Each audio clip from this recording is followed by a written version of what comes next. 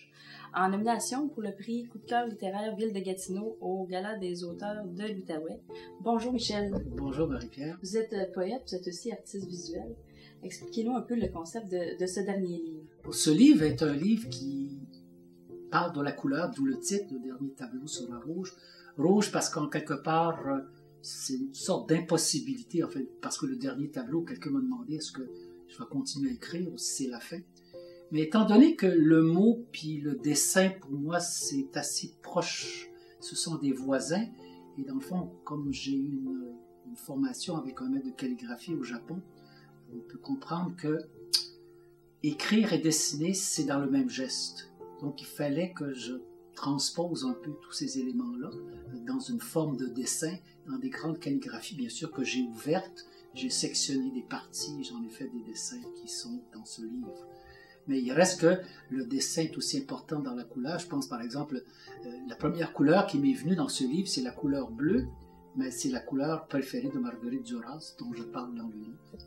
Et donc, je pense que c'est assez intéressant de voir que le dessin et le mot sont proches voisins. Il y a une espèce... Moi, j'ai l'impression que les mots originent de la couleur. S'il n'y avait pas la couleur, je ne suis pas sûr qu'il y aurait des mots. Donc, ce n'est pas deux univers séparés. Je sais qu'en Occident, on a un petit peu de difficulté avec ça. On dit, est-ce que tu es écrivain ou est-ce que tu es artiste visuel?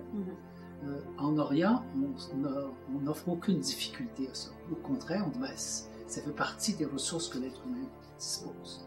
Êtes-vous capable de dissocier les deux, ou justement c'est un peu mettre de vos deux passions là, dans un même... Je peux difficilement dissocier les deux. Un petit peu dans le livre, des fois, en fait, j'ai un grand atelier, et dans cet atelier, je peux dessiner, mais je peux aussi écrire. Okay. Et il y a une phrase que j'ai trouvée que ça me plaisait beaucoup. J'ai eu l'impression, quand j'ai écrit ce livre, j'ai eu l'impression que les mots qui comptent le plus sont les mots que je trouvais dans l'atelier.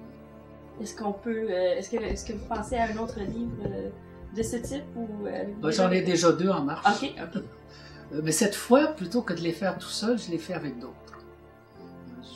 Je trouve que c'est important de pas confronter, mais d'associer des gens avec des sensibilités différentes.